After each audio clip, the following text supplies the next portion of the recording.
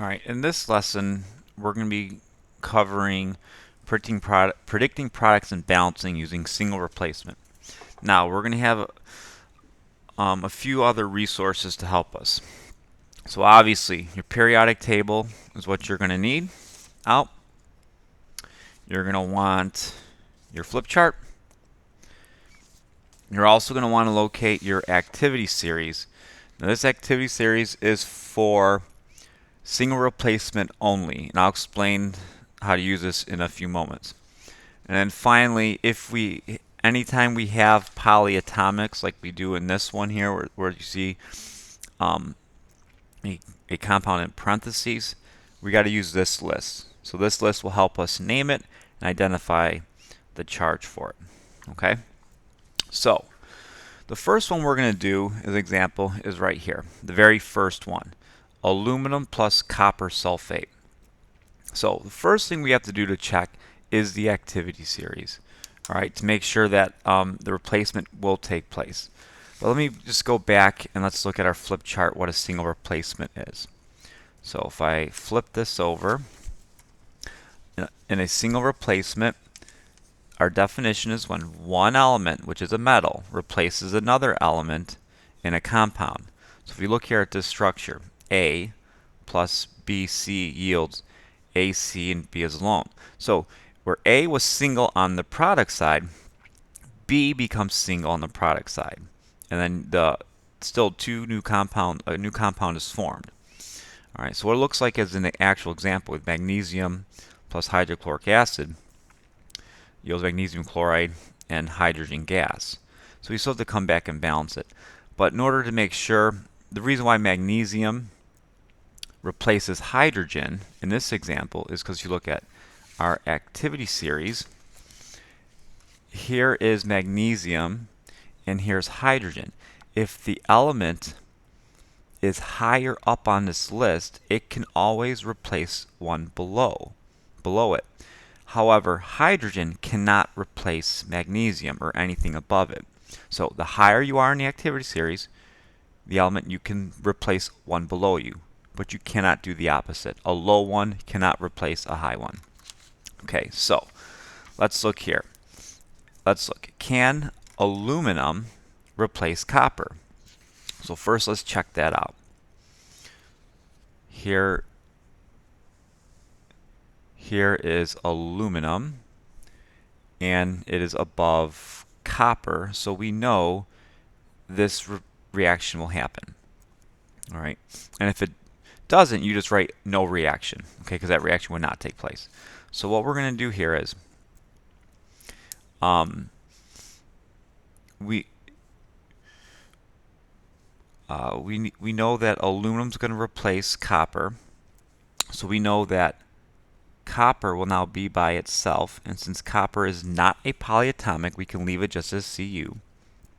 However, we're going to have to combine aluminum with sulfate. But before we can just put that, we have to do the whole crisscross method to get the actual formula. So we're going to do that work off to the right.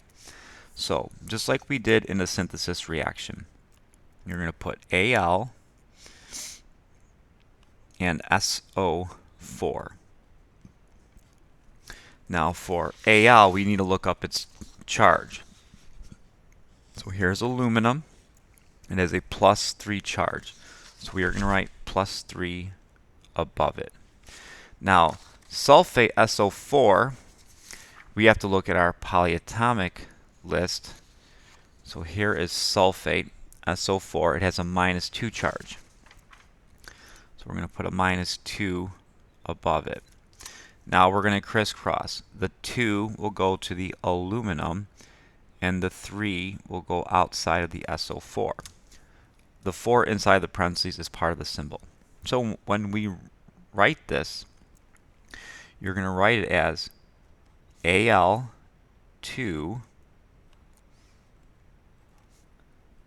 SO4 with a 3 on the outside. Okay.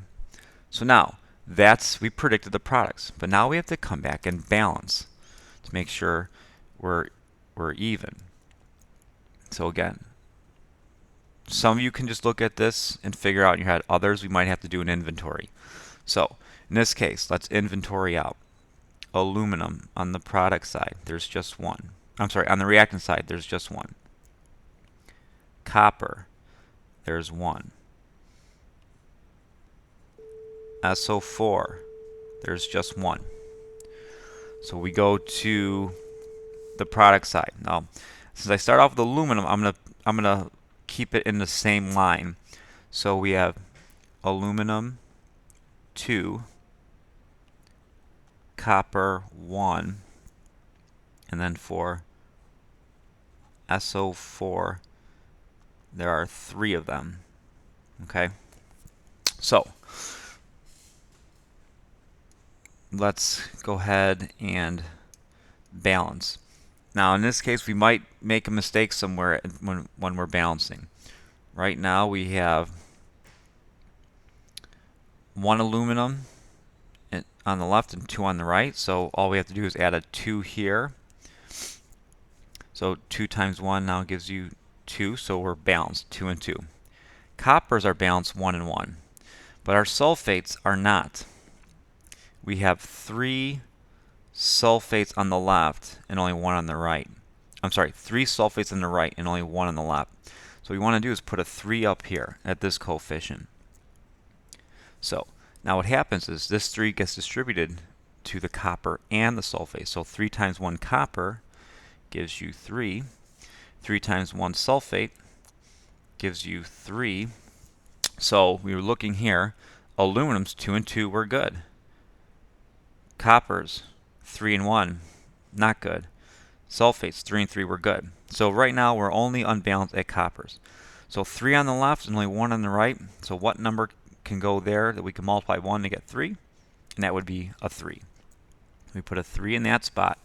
So 3 times 1 copper gives us 3. And now we're completely balanced. Aluminum's 2 and 2, coppers 3 and 3, sulfates 3 and 3. All right, and then our empty spaces get a 1 as a placeholder. All right, and that's it. So there's your example on how to predict products using the resources for a single replacement and then going back and balancing to check your work.